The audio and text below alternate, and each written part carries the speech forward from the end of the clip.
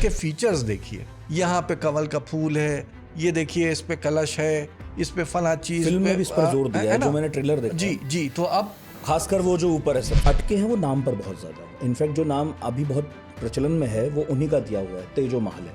ये ताजमहल नाम कहाँ से आया? फरमान मिलता है शाहजहां का जो अब छप चुका है, कि जिसमें वो कहते हैं कि आपकी हवेली जहाँ पे है दरिया किनारे, वो एक आइडियल मकाम है। क्योंकि आप एग्री कर रहे हैं तो मेरी तरफ से इनाम जो है वो 4 हवेलियाँ। जब शिवाजी आगरा आते हैं तो मिर्जा राजा जय सिंह की हवेली में, तो मैं उन्हीं 4 में से एक हवेली। औरंगजेब कभी डायरेक्टली शिवाजी से उसकी जंग नहीं होती, मिर्जा राजा जय सिंह हैं जो शिवाजी से जंग करते हैं, पुरंदर में शिवाजी को हराते हैं जी। और शिवाजी को ये समझाते हैं कि देखो सारे किले तुम मुगलों को दे दो। कि जो ज़मीन है जमुना किनारे जहाँ ताजमहल बना है वहाँ पर कोठी रही होगी। यहाँ जय सिंह की हवेली थी तो मंदिर होने में कोई 1720s आते आते तो मुगलों की कोई पावर नहीं बची थी। तो आखिर उस पीरियड में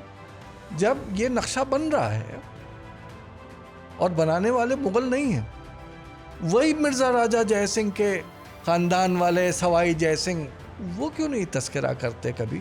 मंदिर थी जो तोड़वा दी गई। और अब आज़ादी के इतने साल के बाद अब कैसे इनको याद आता है कि हमको तो गुलाम बना के रखा था और हमारी तो कोई पावर नहीं थी, हमसे ज़बरदस्ती छीन लिया। तो आप सैकड़ों साल इतने डरपोक थे कि आप बैठे हुए थे।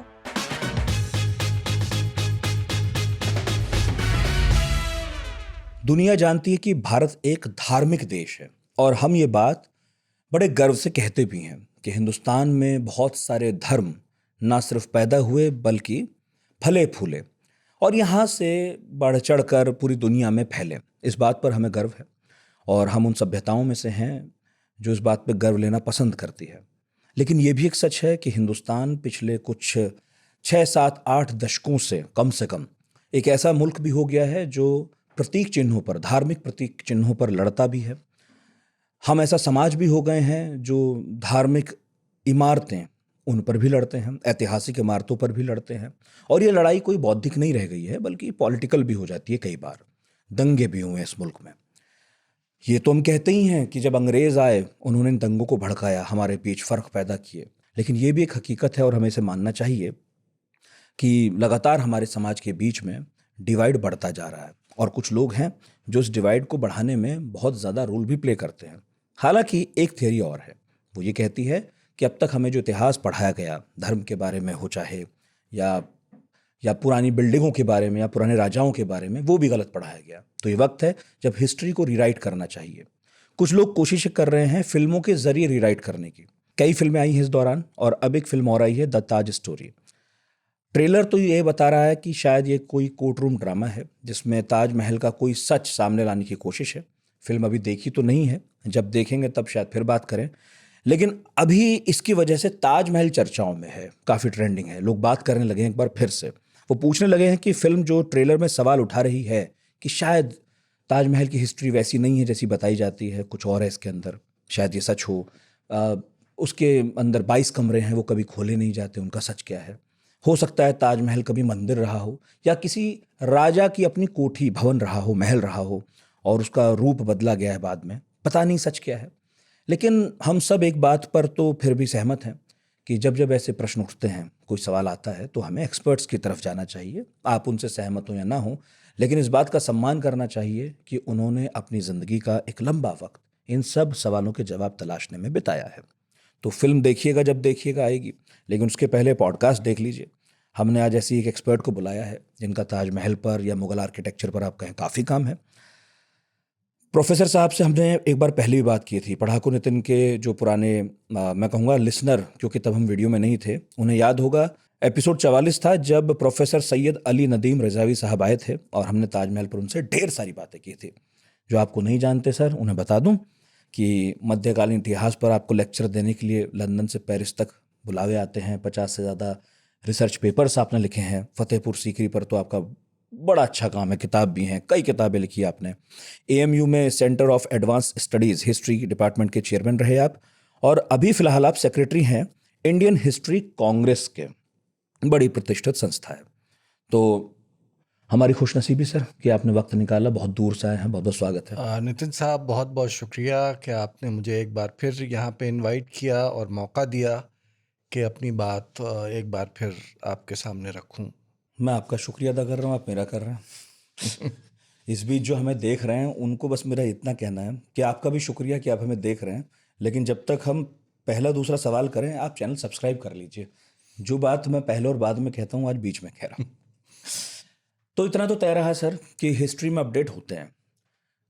एक चीज़ मुझे आपसे पूछनी ये है कि क्या पिछले 10 साल या 20 साल में ताजमहल को लेकर कोई अपडेट नया आया है, किसी भी तरह का, किसी भी तरह का? देखिए, किताबें लिखी गई, ज़रूर लिखी गई, बहुत अच्छे अच्छे काम हुए,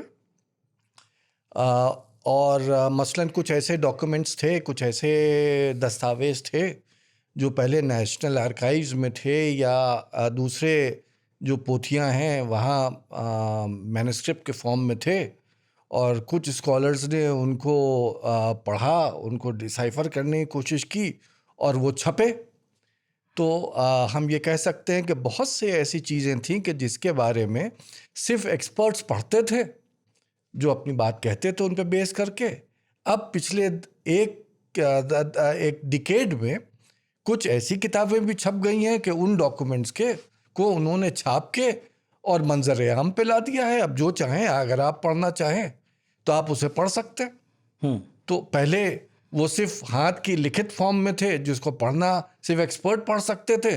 अब वो जो टाइप स्क्रिप्ट होती है, हालांकि अभी भी मेरे ख्याल में 2-3 साल के बाद हम उम्मीद करते हैं कि उनको कोई एक ट्रांसलेशन भी कर लिया जाएगा। मैं ख़ास तौर से जिक्र करना चाहूँगा कि एक नेशनल आर्काइव्स में एक स्कॉलर थे, जाकिर हुसैन। उन्होंने अब उनके कलेक्शन ऑफ वर्क्स जो उनके मरने के बाद छपा, उसमें एक उनका आर्टिकल जो है वो ताज के डॉक्यूमेंट्स पे है, और उसमें सारे वो डॉक्यूमेंट्स जो अक्सर ताज की स्टडी के लिए ज़रूरी होते हैं, कहाँ से उसका मटेरियल आया, कब आया, कौन सा फरमान है, किसने क्या लिखा, जय सिंह ने क्या कहा, शाहजहां ने क्या रिस्पांस दिया, वगैरह वगैरह। उनमें से अच्छे खासे डॉक्यूमेंट्स जो हैं वो अब मंजर आम पे पब्लिकली अवेलेबल हैं। आप जानते हैं कि आजकल जो पब्लिकेशंस हो रहे हैं उनके भी कोई प्राइस भी कोई ख़ास नहीं होती है, एक आम इंसान भी उसको ख़रीद के पढ़ सकता है। तो एक बड़ा काम ये ताज के सिलसिले में हुआ है कि बहुत सी चीज़ें मैं कहता था, आप सुनते थे और आप पूछते थे कहाँ लिखा है, मैं कहता था आर्काइव्स जाके देखिए। अब आप जाइए, अमेज़ॉन पे जाइए और जाके उस किताब को ख़रीद लीजिए और पढ़ लीजिए। तो आजकल के दौर में ये आसानी हो गई, और ताजमहल पे भी हो गई है, जैसे और सब्जेक्ट्स में हो गई है। मसला ये है कि ये सब होने के बावजूद जो पब्लिक है, वो आवाम है, वो व्हाट्सएप पे बेस कर रही है और किताबों को, डॉक्यूमेंट्स को पढ़ने की कोशिश ही नहीं कर रही है। और पढ़ना व्हाट्सएप भी पढ़ता ही है, व्हाट्सएप भी पढ़ते हैं, लेकिन वो जो दो जुमले जो आते हैं भ्रम फैलाने के लिए, बस उसी को सच मान के बैठ जाते हैं। पर किताब का आप जिक्र कर रहे हैं तो एक किताब तो जिस व्यक्ति का नाम बार बार लिया जाता है, पीएन ओक की भी थी जी, पुरुषोत्तम नागेश ओक, और वैसे उनका परिचय बड़ा सॉलिड है कि वो देश की आज़ादी की लड़ाई में भी लड़े हैं, और जब मैं पढ़ता हूँ तो पता चलता है आज़ाद हिंद फौज के लिए भाई लड़े तो सावरकर साहब भी थे। हाँ, सब लड़े हैं, सभी लड़े लेकिन थे। उसके बाद जो उन्होंने शुरू किया वो बहुत तरह की बिल्डिंग्स पर काम करते रहे, लिखते रहे क्या क्या, और वो ताजमहल की हिस्ट्री ढूंढने की कोशिश कर रहे हैं, अटके हैं वो नाम पर बहुत ज़्यादा। इनफैक्ट जो नाम अभी बहुत प्रचलन में है वो उन्हीं का दिया हुआ है, तेजो महल है। ये ताजमहल नाम कहाँ से आया और ये तेजो महल के साथ इसकी क्या जुगलबंदी बैठी? पहले तो मैं, इससे पहले कि ताजमहल नाम कहाँ से आया, उससे पहले मैं पीएन ओक साहब के बारे में बस इतना कहना चाहूँगा। जाहिर है कि आपने जैसे कहा कि उन्होंने फ्रीडम मूवमेंट में भी हिस्सा, तो मेरे ख्याल में उस ज़माने में जो भी भारतीय ज़िंदा था, और अगर अपनी भारतीयता पे ज़रा भी उसे यकीन था तो ज़रूर उसने हिस्सा लिया होगा, नहीं लिया होगा तो इस लायक नहीं है कि उसे भारतीय कहा जाए। बहरहाल उन्होंने पीएन ओक साहब ने कुछ लिखा, उसी दौर में जब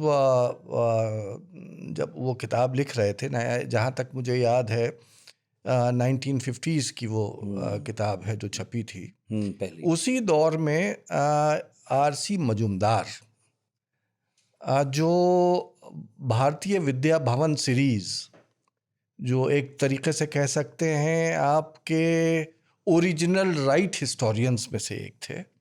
भारतीय विद्या भवन सीरीज जो निकल रही थी वो एक तरीके से राइट व्यू को प्रेजेंट करती थी, हिंदू व्यू को प्रेजेंट करती थी और लेफ्ट के हिस्ट्री से डिफर करती थी।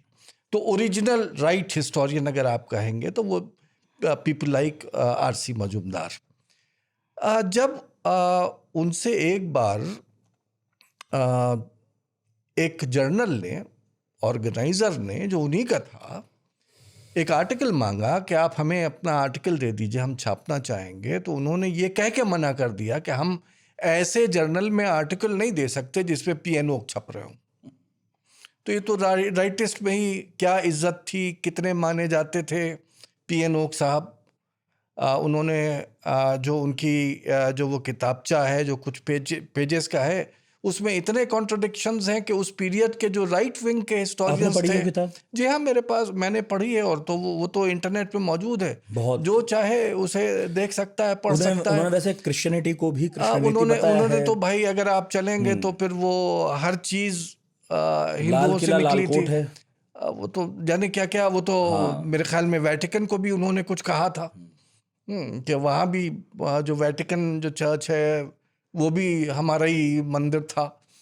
तो अब इसका तो कोई इलाज है नहीं। बहरहाल जहाँ तक उन्होंने कई सवाल उठाए थे ताजमहल को लेके, उसके प्लान को लेके, उसके नाम को लेके,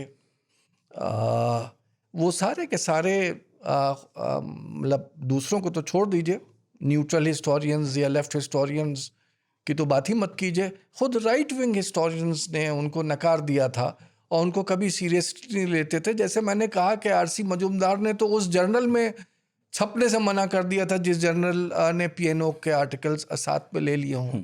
अब उनका एक मानना ये था कि तेज वर्ड जो है वो एक तरीके से बुनियाद थी जिसकी बेसिस पे ताज करप्शन में बना, और वो संस्कृत का टर्म है। उनका मानना था कि साहब देखिए, ये मुमताज़ महल का टूम का कोई जिक्र ही नहीं है, क्योंकि उसका असली नाम जो था वो अर्जुमन बानो बेगम था और या मुमताज़ महल था। मुमताज़ अगर आप कहेंगे तो जा आता है, तो ये ताज महल होना चाहिए था। तो जा नहीं है, जा है, जो हिंदी का है। महल, उनका बकौल उनका कहना ये था कि महल कोई कंसेप्ट ही नहीं था। ये भी एक संस्कृत का वर्ड है जो एक मैंशन से मुराद होती है। तो ये मिर्ज़ा राजा जय सिंह का हवेली थी और उसने उसको दिया था। एक तरफ ये पूरे आर्गुमेंट्स हैं जो आपने अगर पढ़ा होगा तो उसमें ढेर सारी चीज़ें वो हैं। दूसरी तरफ वो अपनी इसी किताब में, इसके 2 एडिशन हुए थे, एक एडिशन में वो दिखाते हैं कि इसके फीचर्स देखिए, यहाँ पे कमल का फूल है, ये देखिए इस पे कलश है, इस पे फला चीज, फिल्म में भी इस पर जोर दिया है जो मैंने ट्रेलर देखा। जी जी। तो अब खासकर वो जो ऊपर है सबसे, तो अब सवाल ये है कि अगर वो हवेली थी तो फिर आप मंदिर के प्रमाण इसमें क्यों दिखा रहे हैं, और मंदिर था तो उसको हवेली क्यों बुला रहे हैं। तो उनके अपने आर्गुमेंट्स में इतने कॉन्ट्रडिक्शंस हैं कि उस पर बात ही करना बेकार है। उनको तो ये भी नहीं मालूम था कि जो मुग़ल पीरियड में जो ख़ास औरतें हुआ करती थीं, जो प्रोमिनेंट विमेन हुआ करती थीं, उनको इज्जत के साथ महल का टाइटल दिया जाता था। और को भी मिला है, नूर महल मसलन, तो जाने कितनों को मिला है। मैं तो आपके सामने एक नाम जो जिसको मेरे ख्याल में हर हिंदुस्तानी वाकिफ़ होगा नूर जहाँ से, तो उसका जो जिक्र मिलता है वो नूर महल के नाम से मिलता है। और ये सब छोड़ दीजिए, जो ताज महल के चारों तरफ, ये देखिए जो शाहजहां ने बनवाया है तो सिर्फ एक मकबरा नहीं बनवाया था, एक पूरा इलाका कॉम्प्लेक्स था जो उन्होंने बनवाया था। और वो पूरा कॉम्प्लेक्स जो है वो उसी दौर से मुमताज़ाबाद के नाम से जाना जाता है।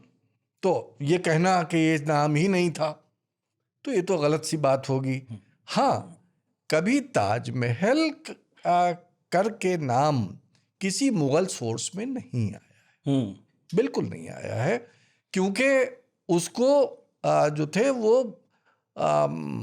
रोज़े मुनव्वरा, द इल्यूमिन्ड टूम, ये लिखा गया, उसके नाम से, एक ऑस्पिशियस नेम से उसको पुकारा जाता था।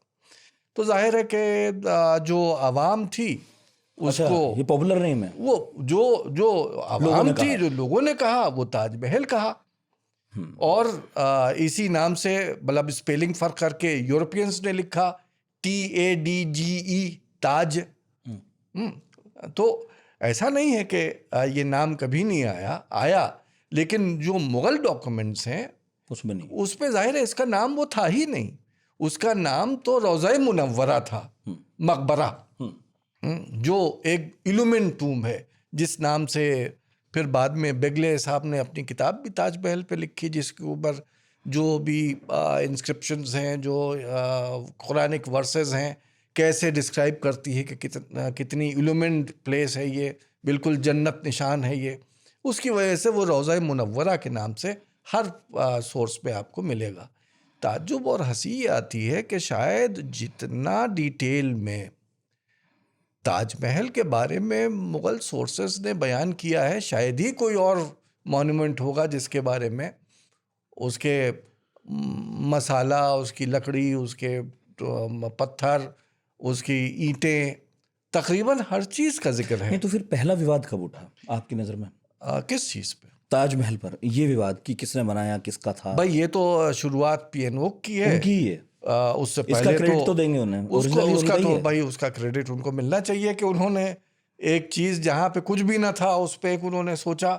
हाँ, एक कंट्रोवर्सी उस पर ज़रूर रही थी और वो अंग्रेज़ों की पैदा की हुई थी। और आप जानते हैं कि जो आजकल के हिंदुत्व फोर्सेस हैं वो उन्होंने अंग्रेज़ों के दौर में भी अंग्रेज़ों की ग़ुलामी की थी और आज भी उनके ही गीत गाते हैं। अगर कोई अंग्रेज़ बात कह दे तो वो उसको बिल्कुल समझते हैं कि ये तो इससे बड़ी सच्चाई हो ही नहीं सकती है। तो जो अंग्रेज़ थे वो ये मानने को तैयार ही नहीं होते थे कि हिंदुस्तानी, चाहे वो मुग़ल हों, चाहे राजपूत हों या कोई हों, वो इतनी खूबसूरत कभी कोई बिल्डिंग भी बना सकते हैं।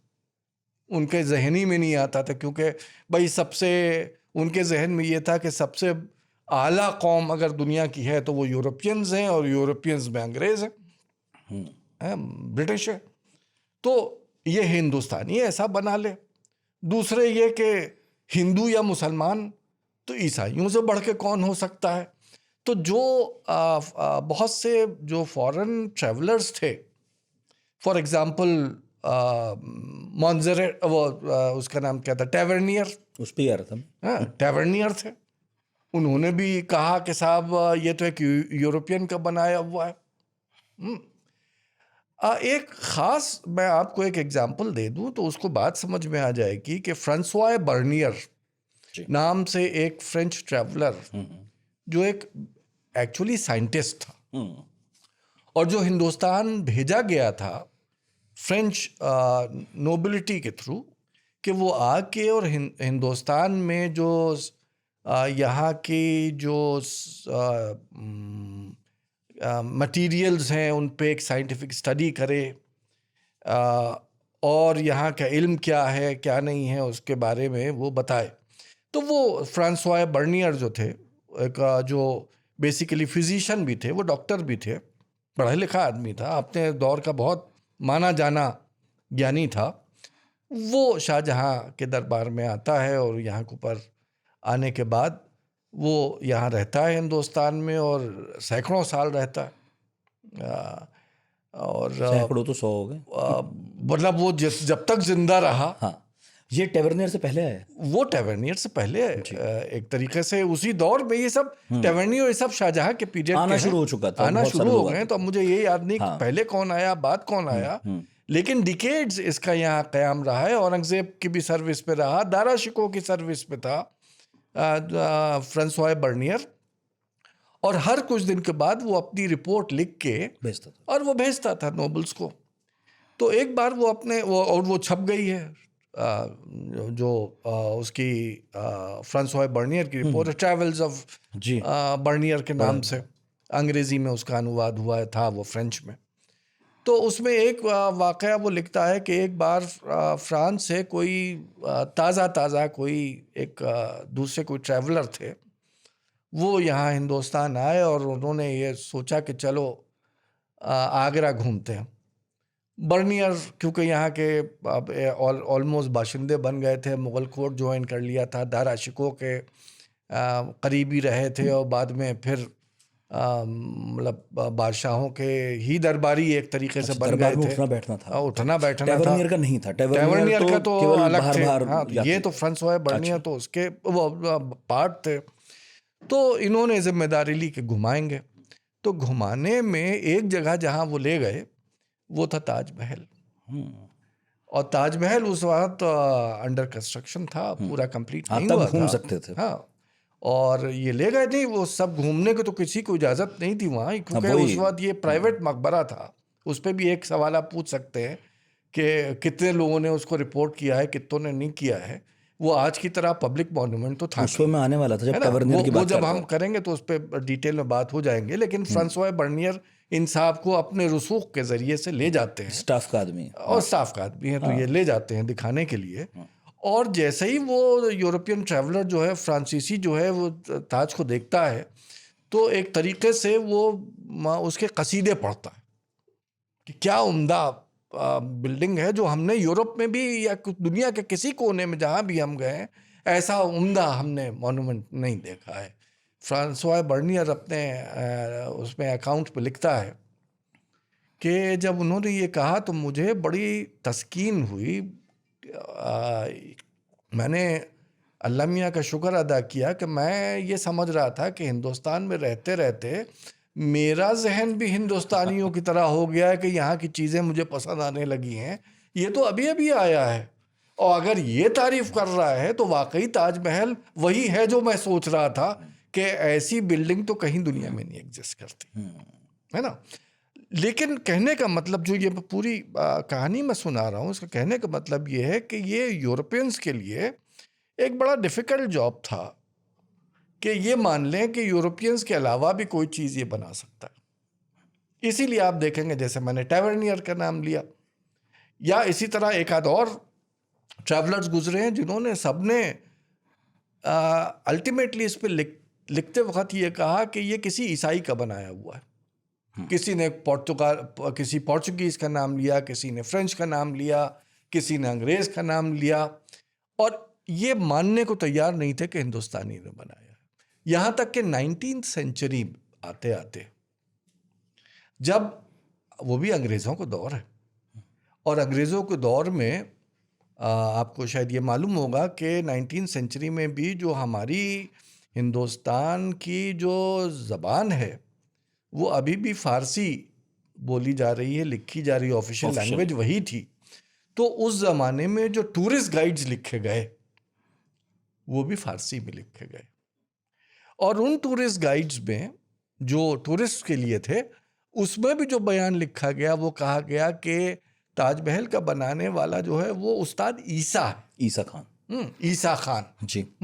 यानी ये इन लोगों के मानने में था कि ये तो हिंदुस्तानी बना नहीं सकता।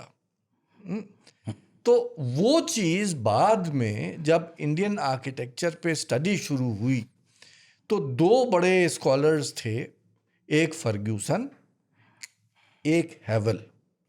फर्ग्यूसन ताजमहल की तारीफ करते हैं, हैवल जिनका मानना था कि हर चीज़ यूरोप की अच्छी है और यहाँ की ठीक नहीं है, तो उन्होंने भी इस चीज़ को कहा कि ये तो कभी मुग़ल ऐसी बिल्डिंग बना ही नहीं सकते हैं। तो मतलब सिर्फ पीएनओ नहीं, तो पीएनओ कई लोग हैं जो नहीं मानते ये चीज़, क्योंकि उनके जहन में आती ही नहीं थी कि हमारे अलावा भी कोई बना सकता है। और हमारे ग़ुलामी जहन ने बहुत से 19th सेंचुरी आते आते जो हमारे हिंदुस्तानी ग़ुलाम जहनियत के लोग थे, उन्होंने भी उस चीज़ को एक्सेप्ट किया, हम कहाँ से बनाएंगे, ज़रूर कोई बाहर वाला होगा जिसने आके बनाया होगा। तो ये कंट्रोवर्सी जरूर चल रही थी। अच्छा। लेकिन ओक साहब का उसको मंदिर बना देना ये उनका 47 के अपना बाद हुआ है। ये इनोवेटिव उनका था। ठीक है। ये इससे पहले कभी नहीं था, कोई कंट्रोवर्सी नहीं। जी, मैं पढ़ रहा था कि ताजमहल में कई जगह पर शायद बनाने वालों ने अपने नाम भी लिखे। जी हाँ, ऐसा है कि जितने भी मुगल मॉन्यूमेंट्स हैं, या मुगल क्यों कहें, जितने भी मॉन्यूमेंट्स उस दौर में 15 सेंचुरी, 14 सेंचुरी, 17 सेंचुरी, चाहे वो श्रीलंका के हों, चाहे वो हिंदुस्तान के हों, चाहे वो यूरोप के हों, उस ज़माने में तरीक़ा ये था कि जो असली कारीगर हुआ करते थे, जो मास्टर क्राफ्ट्समैन हुआ करते थे, वो उसके ऊपर एक निशान अपना, जो मेसन्स मार्क के नाम से यूरोप में भी पढ़ाया जाता है और हर बिल्डिंग पे मिलता है, श्रीलंका में भी मिला है, हिंदुस्तान में भी मिला है, और ख़ास तौर से जो कुतुब मीनार पे भी मौजूद है, और जितने भी मुगल मॉन्यूमेंट्स हैं, अगर हम अपने को कन्फाइंड रखें आगरा और दिल्ली के रीजन के, ज़्यादातर खूबसूरत सबसे वहीं पे मौजूद हैं, कैपिटल सिटीज़ में, सब में उनके मार्क्स, निशान, चिन्ह मौजूद हैं। और मज़े की बात यह है कि सिर्फ निशान नहीं है, बल्कि उनके नाम भी दर्ज हैं, उनके सिग्नेचर्स हैं। अब वो सिग्नेचर तो वर्ड अंग्रेज़ी का है, अब आप मुझसे कहेंगे सिग्नेचर कर दीजिए तो मैं अपने मखसूस अंदाज में करूँगा, वो मुराद नहीं है। मुराद ये है कि नाम लिख दिया जाएगा उस आदमी का, हर एक का नहीं, जो मास्टर क्राफ्ट्समैन हो उसका लिखा जाएगा। तो मैंने इसके ऊपर भी काम किया था। बस बताता चलूँ कि जैसे ताज में ही या फतेहपुर सीकरी में, दोनों जगह बाज़ दफ़ा कुछ नाम हैं जो कॉमन है, वही नाम है जो सीकरी में मिलता है, वही है जो मतलब उसमें ये बनाने वाला एक नहीं है, ये फर्म एक है, ये फर्म एक। अच्छा, हाँ, ऑब्वियसली जो दोनों कालखंड बहुत अलग है। हाँ, कालखंड अलग है। हाँ। यानी जैसे अकबर के जो इलाहाबाद फोर्ट है, हाँ, कुछ ऐसे वहाँ निशानात और सिग्नेचर्स मिले हैं जो सीकरी में भी हैं और ताज में भी हैं। दैट मीन्स कि एक आदमी नहीं है, कोई फर्म है। ये जो उस ज़माने में जिसे हम कहते हैं गिल्ड जी, जो एक कारीगरों का एक ख़ानदान था, उसका एक नाम और उसका एक चिन्ह हुआ करता था जो उसके ऊपर मिलता है। बाज़ दफ़ा एक जो बड़े मज़े की बात यह है जो ताज में भी मिला, वो ये है कि ऐसा लगता है कि जैसे नाम अगर आप देवनागरी में लिखेंगे, अगर आप पहले ट्रेसिंग पेपर पे उसे लिखें और फिर पकड़ने वाला या कार्व करने वाला पढ़ा लिखा ना हो, उसका उल्टा रख के मिरर इमेज, तो मिरर इमेज के नाम आपको ताज में भी मिलेंगे, सीकरी में भी मिलेंगे और इलाहाबाद फोर्ट में भी मिलेगा। क्योंकि अल्टीमेटली कार्व करने वाला, बनाने वाला मिस्त्री है जो नहीं जानता, जो नहीं पढ़ा लिखा, वो जो नहीं जानता, वो तो अपने जो उसका जिसको सर्व कर रहा है उसने अब दिया है कि इसको कार्व कर दो, अब उसने उल्टा रख के कार्व कर दिया। लेकिन कहने की बात यह है कि जितने भी लोग इन्वॉल्व हैं, मसलन फतेहपुर सीकरी में मोर देन 3000 नेम्स हैं और उनके सिग्नेचर्स, मार्क्स हैं उनके। इसी तरीके से ताजमहल में सैकड़ों की तादाद में ये मेसन्स मार्क्स और मेसन्स सिग्नेचर्स आपको पत्थर पर मिलेंगे, जो एक्चुअली उन कारीगरों के हैं जिन्होंने एग्जीक्यूट करके इसको बनाया था। तो वो नाम हमको मिलते हैं। अब एक सवाल जो पैदा होता है वो ये होता है कि एक्चुअल आप आर्किटेक्ट उस बिल्डिंग का किसको कहेंगे? एक होता है जो आज भी होता है, जो चीफ इंजीनियर या आर्किटेक्ट होता है, जो डिज़ाइन बना देता है, कागज़ पर नक्शा बना देता है। लेकिन नक्शे को एग्जीक्यूट करने वाला वो होता है जिसके हुनर पे हर चीज़ बेस करती है। हम ये देखते हैं कि चाहे वो कुतुब मीनार रहा हो, वहीं से मैं आपको बताना शुरू करता हूँ कि कुतुब मीनार में जो आर्किटेक्ट था उसने कहा कि एक मस्जिद नुमा चीज़ बननी है, उसने डिज़ाइन दे दिया। अब हिंदुस्तान के कारीगरों ने न कभी मस्जिद देखी थी, न वो बनाना जानते थे, न गुंबद देखी थी, न उन्होंने आर्च देखा था। हाँ, उन्होंने शिखर ज़रूर देखा था जी, और वो अंदाज़ देखा था जैसे हिंदुस्तान में शुरू से आर्किटेक्चर बनता चला आया था। तो कुव्वतुल इस्लाम मॉस्क में जो आपको देखने को मिलेगा वो ये मिलेगा कि बिल्डिंग की जो शेप है वो तो एक नई है, जिसमें डोम्स भी हैं और छत भी है और पिलर्स को ऊंचा करके बनाया गया है वगैरह वगैरह। लेकिन कैसे उसे एग्जीक्यूट किया गया है वो वही पुरानी टेक्निक है जिस पे बनाया गया है। बनाने वाले जो एक्चुअल एग्जीक्यूशनर्स हैं उस काम को करने वाले, वो हमेशा और हमेशा पहली बिल्डिंग से लेके और सफदरजंग के मकबरे तक वो वही रहे हैं जो यहाँ के रहने वाले हजरात रहे हैं। हाँ, ऑर्डर देने वाला कि कैसा डिज़ाइन बनना है वो आ सकता है, वो आर्किटेक्ट कोई भी हो सकता है जो पढ़ा लिखा होगा।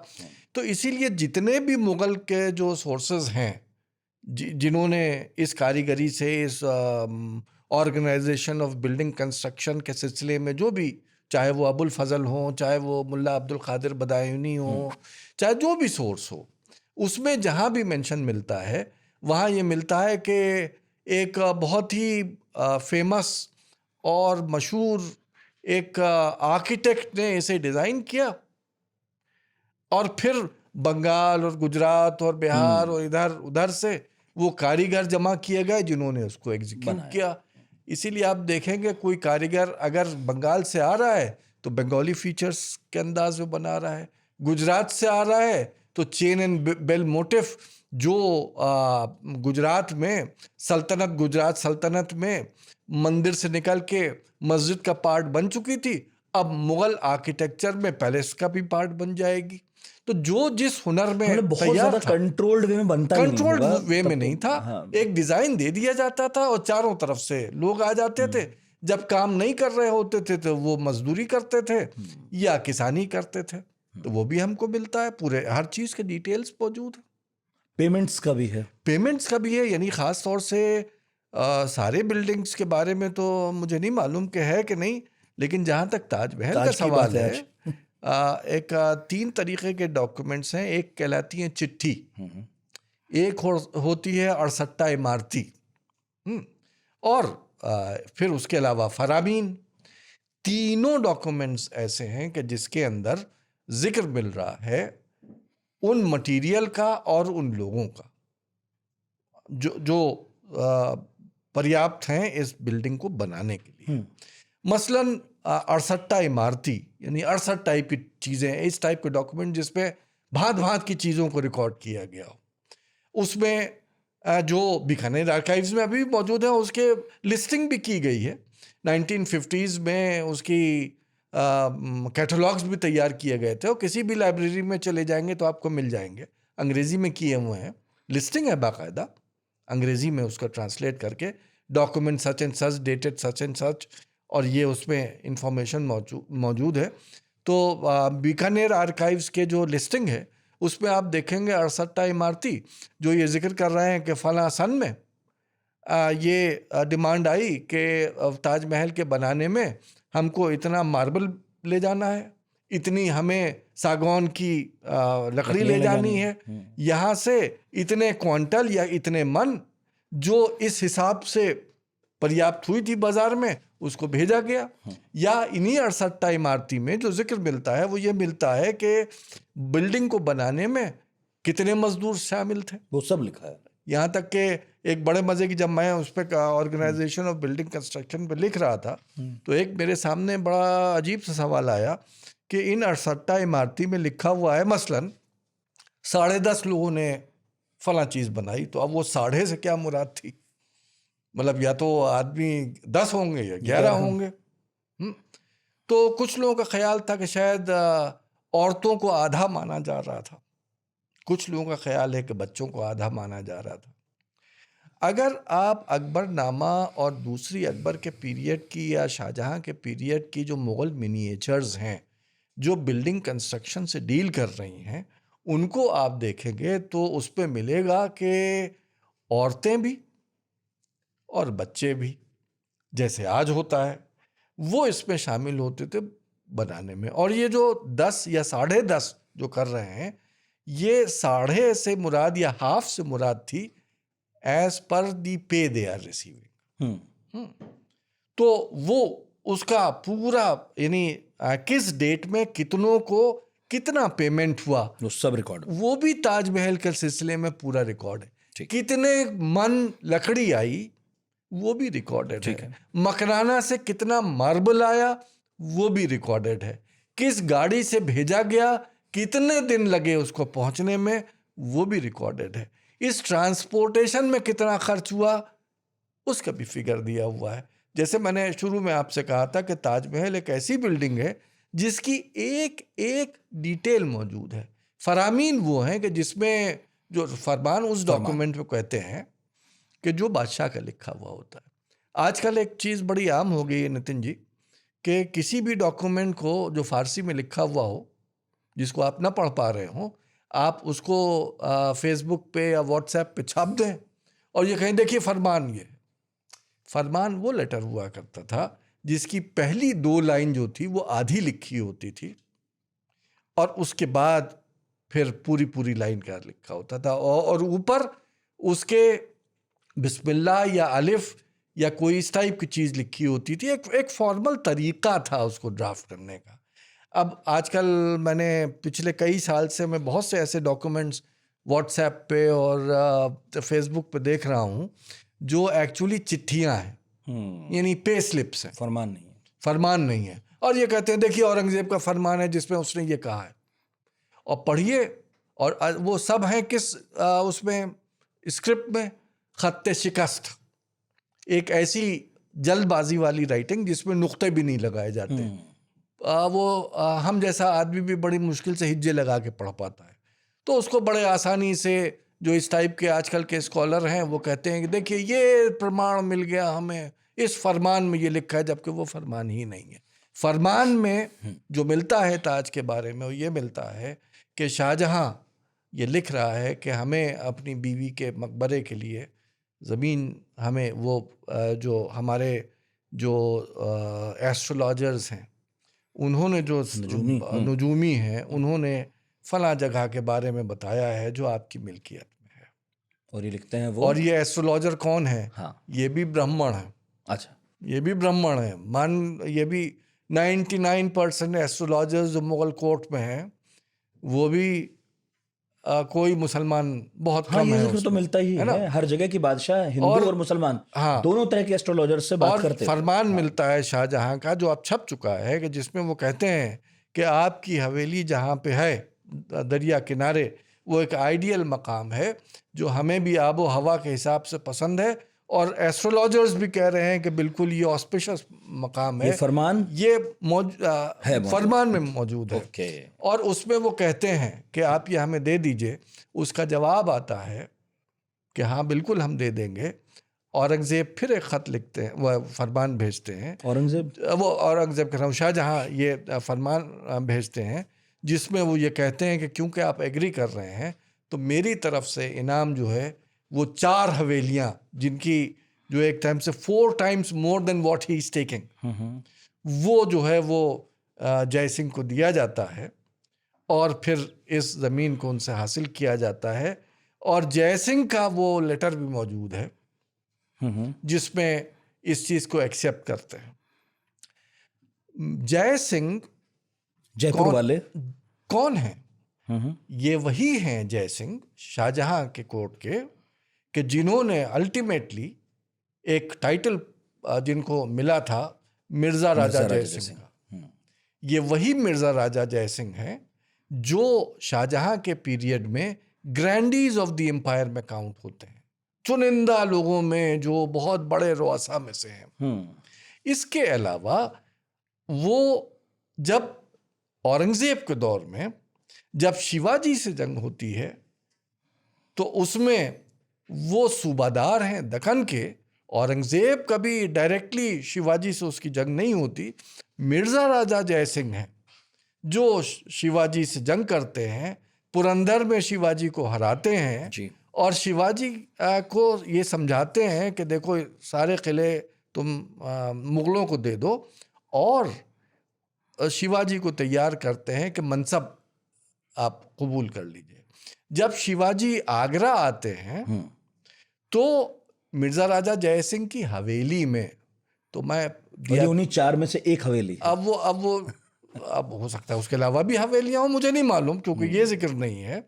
लेकिन ये जिक्र ज़रूर है जिससे ये समझ में आ जाता है कि औरंगज़ेब के पीरियड आते आते एक बहुत ही उम्दा हवेली मिर्ज़ा राजा जयसिंह की मौजूद थी 1720 में। आगरे में 1720 में एक नक्शा बनता है जो आज सिटी पैलेस म्यूज़ियम, जो दिया कुमारी जी का अपना फैमिली का म्यूज़ियम है सिटी पैलेस जयपुर में, उसमें एक 1720 का बनाया हुआ आगरा का नक्शा मौजूद है, जिसमें एक पूरा इलाका है, एक हवेली नहीं, एक पूरा इलाका है जो जयसिंहपुरा के नाम से मशहूर है जी। 1720s आते आते तो मुगलों की कोई पावर नहीं बची थी।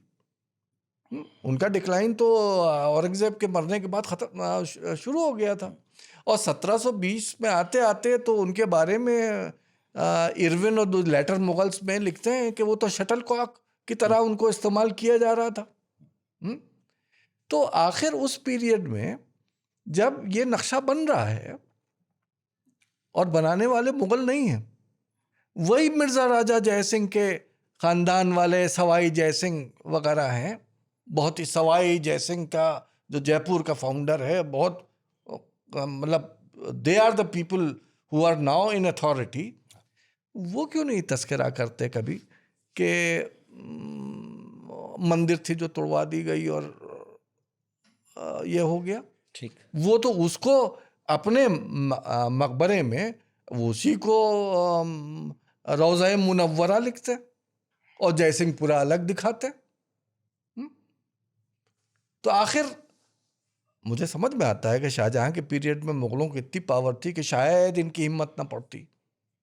लॉजिकल है, औरंगजेब के पीरियड में लॉजिकल है, लेकिन इस दौर में 1720 में औरंगजेब के मरने के बाद अब कौन सी कबाहत थी जो कभी जिक्र नहीं होता।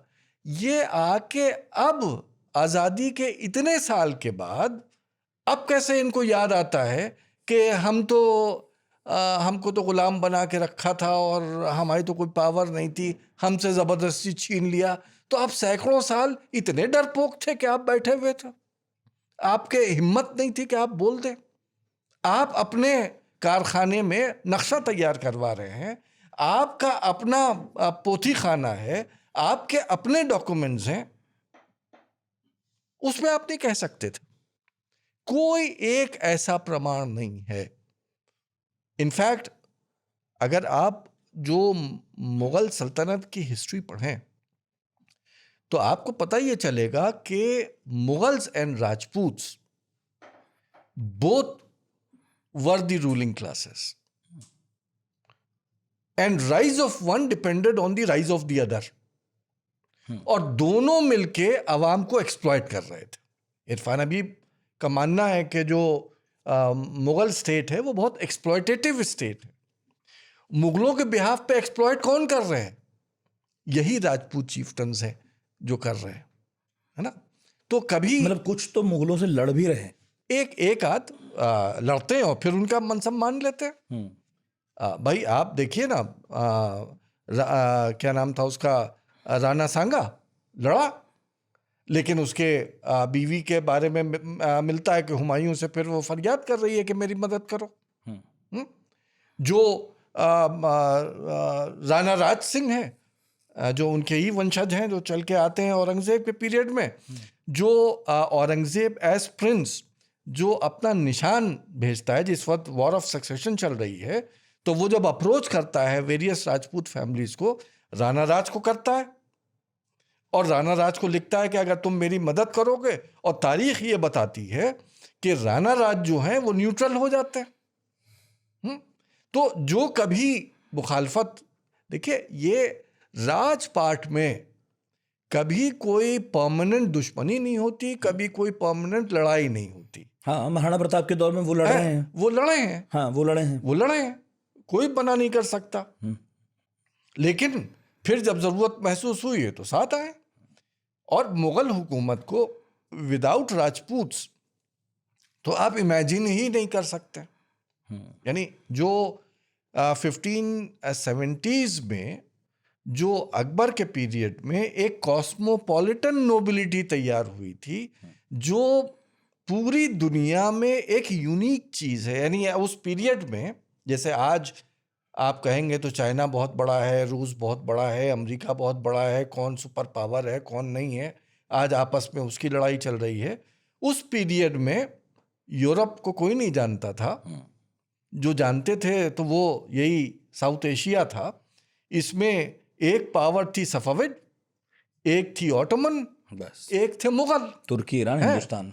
आप अगर ईरान जाते तो आपको ईरानी नोबल्स मिलेंगे, ऑटोमन्स में जाएंगे तो आपको टर्क्स मिलेंगे। ये मुगलों का दौर था जिसमें अगर आप उनकी नोबिलिटी देखेंगे, जितने राजपूत उतने तुरानी उतने ईरानी, इनका ऐसा मिश्रण किया था कि मजहब, कास्ट, क्रीड, आपका बैकग्राउंड कोई भी हो, आपकी जुबान कोई भी हो, अगर आप हुनर रखते हैं तो you are there to serve the Mughal. मतलब एलिट्स के बीच में सब कुछ नहीं, एलिट्स के बीच में सब एक जहती थी। एक सवाल ये भी पैदा होता है कि औरंगजेब ने जिजिया लिया था कि नहीं लिया था? बिल्कुल लिया था। कितनी आवाजें उठी थी उस वक्त, कितने जो बड़े बड़े ये राजपूत थे, किसी ने आवाज क्यों? क्योंकि उन पे नहीं फर्क पड़ रहा था, अवाम पे पड़ रहा था। उनसे नहीं लिया जा रहा उनसे नहीं लिया जाता, वो तो वसूलने जाते थे। तो यही जो मैंने आपसे कहा तो कि हम जो अपने मुगल ही खुद, स्टेट मजबूर और हैं। राजपूत ये दोनों एक थे, कोई आपस में कोई झगड़ा ही नहीं था। ये बात तो खैर अंग्रेजों के वक्त भी कही जाती है कि किसी भी वक्त अंग्रेज हिंदुस्तान में 2.5-3 लाख से ज्यादा नहीं था, तो जो उनके बिहाफ पे वसूल रहा था या कोड़े बरसा रहा था हिंदुस्तानियों पे, हिंदुस्तानी था। 1857 रिवोल्ट में जो मारे गए हैं हिंदुस्तानी, वो अंग्रेजों ने मारे हैं कि खुद उनके अंग्रेज जो हिंदुस्तानी सिपाही थे उन्होंने मारे हैं? तो ये तो तो हमेशा वही हुआ तो, है। अगर आप औरंगजेब को एक ऐसी फोर्स समझते हो जो तो दबा आप रहा है, देखिए, तो उसके बिहाफ पे दबाने वाले कौन देखिए, लोग हैं, ये ये भी याद ढूंढा रखिए जाए। कि हम लोग उन सेंचुरीज के बारे में बात कर रहे हैं जब हिंदुस्तान या उस पीरियड में कोई भी नेशनहुड नहीं था, तसव्वुर ही नहीं था नेशन का, ना कोई इंडिजिनस था ना कोई फॉरेनर था। जो भी इस मुल्क के दायरे में रहता था वो हिंदुस्तानी था। सिटीजनशिप नहीं थी उस तरह की। अच्छा, उस मैं पीरियड में नेशनहुड ही नहीं था। मैं ये पूछ रहा हूँ फिर संक्षेप में, किसका नाम तय हुआ है कि ताजमहल इसने बनाया है? मतलब आर्किटेक्ट किसका है? देखिए, उसमें ताजमहल के सिलसिले में जो ताजमहल के ऊपर जो बाकायदा इंस्क्रिप्शन मिला है वो अमानत खान का मिला है। लेकिन अमानत खान अपने सिग्नेचर के साथ ये लिख रहा है कि आई एम दी स्क्राइब, जिसने कैलीग्राफी की है, ही इज द कैलीग्राफर। जो अकबर के पीरियड से चला आ रहा था, ये जो अकबर का मकबरा है सिकंदरा, उसमें यही आदमी है जो मीर बकी के नाम से जाना नहीं, क्या नाम है, अब्दुल हक के नाम से जाना जा रहा है, अब्दुल हक। शाहजहां ने जब इसने वही कैलीग्राफी ताजमहल पे की है तो उसको टाइटल दिया है अमानत खान का। तो ताजमहल पे जो इसका इंस्क्रिप्शन है वो कहता है अब्दुल हक मुलक्कब अमानत खान। अच्छा, है ना?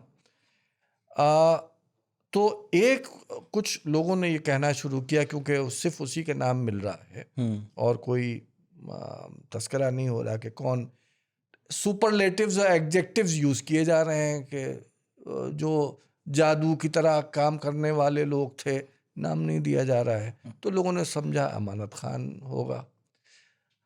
अगर आप शाहजहां का जो अपने ऑफिशियल सोर्सेज हैं उनको निकाल के बात करें तो उसमें 2 आर्किटेक्ट्स का जिक्र मिलता है। उस्ताद अहमद एक मिलता है और एक क्या नाम है उनका, उस्ताद हामिद।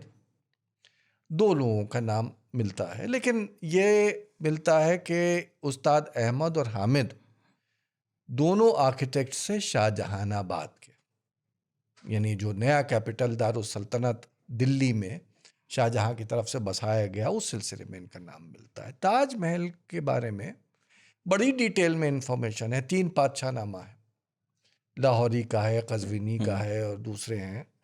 लेकिन किसी में बिल्डिंग का तस्करा तो बहुत है, एक एक माइनर डिटेल्स है, लेकिन आर्किटेक्ट का नाम नहीं मिलता। हाँ, फिर एक शख्स है जिसका नाम है लुत्फुल्लाह मुहंदिस। मुहंदिस टाइटल होता है आर्किटेक्ट का, ज्योमेट्रिशियन का, हिंदिसा से डील करने वाला, तो वो ज्योमेट्रिशियन भी इस टाइटल को यूज़ करता है, आर्किटेक्ट भी इस टाइटल को यूज़ करता है। तो लुत्फुल्लाह मुहंदिस एक गुजरे जिन्होंने अब एक दीवान लिखा, वो शायर भी थे, तो वर्सिफाइड अकाउंट है अपना। उसमें वो ये लिखते हैं कि लुत्फुल्लाह लिख रहे हैं कि मेरा बाप Ustad Ahmad, he was the architect of the Taj Mahal. अब बेटे की बात कितनी मानी जाए कितनी न मानी जाए है, अब वो अहमद का जिक्र तो मिल रहा है शाहजहानाबाद के सिलसिले में, लेकिन एक चीज़ और है कि अल्टीमेटली औरंगाबाद में बाद में एक मकबरा बनता है जो बीबी का मकबरा कहलाता है जी। द डेक्कन ताज। वही शेप है, वही अंदाज है जैसे ताजमहल का है।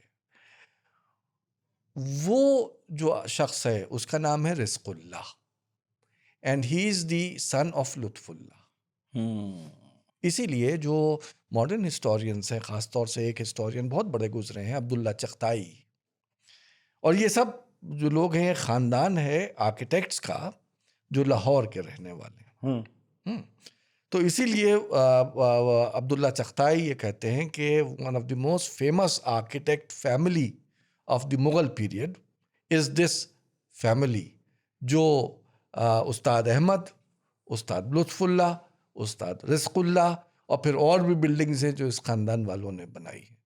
तो मेरे ख़्याल में अगर इन पूरी इन्फॉर्मेशन को अगर आप उससे जो डिड्यूस होता है वो ये होता है कि नहीं मालूम कि वो एक आर्किटेक्ट था या मोर देन वन था, लेकिन कम से कम लुत्फुल्लाह का बाप उस्ताद अहमद बहुत प्रोमिनेंट आर्किटेक्ट है मुग़ल पीरियड का।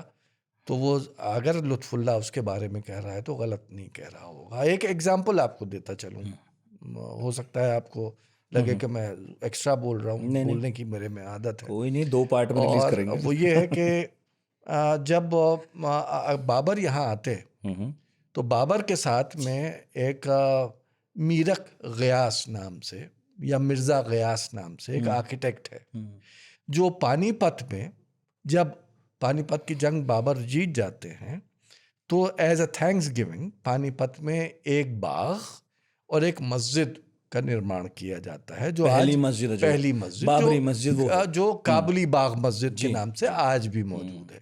उसका आर्किटेक्ट बाबरनामा में मीरक या मिर्ज़ा गयास है। अकबर का पीरियड आते आते जब हुमायूं का मकबरा बन रहा है तो यही मिर्ज़ा गयास वही चुना जाता है हुमायूं का मकबरा बनाने के लिए। तो उसका भी वहाँ जिक्र मिलता है। तो इन अदर वर्ड्स ये जो बड़े बड़े आर्किटेक्ट्स होते थे, ये over a period of time इनकी बिल्डिंग्स में इन्वॉल्वमेंट रहता था। शाहजहां का जो अगर कोई आर्किटेक्ट जिनके 2 नाम मिल रहे हैं तो मुझे नहीं मालूम कि उस्ताद हामिद भी इसमें इन्वॉल्व थे कि नहीं थे।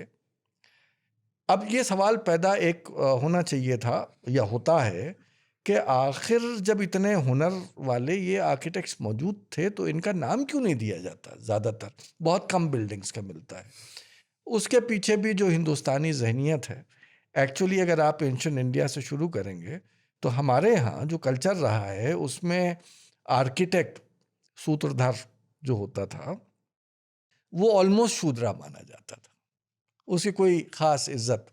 आपको अच्छी तरह मालूम होगा कि जब कोई मंदिर एक सूत्रधर बनाता है, कोई आर्किटेक्ट बनाता है, तो बनाने के बाद जब मंदिर का अभिषेक हो जाता है तो ज़रूरी नहीं कि उसको फिर मंदिर में घुसने की इजाज़त दी जाए या ना दी जाए। एंशिएंट इंडियन टेक्स्ट में ये मिलता है कि अभिषेक होने के बाद ये सूत्रधर जो है वो, क्योंकि ये एक शूद्रा कैटेगरी का आदमी होता था, हर चीज़ को टच करता था, हर चीज़ से लोली काम करता था, तो इसलिए उसको फिर मंदिर बनने के बाद नहीं माना जाता था।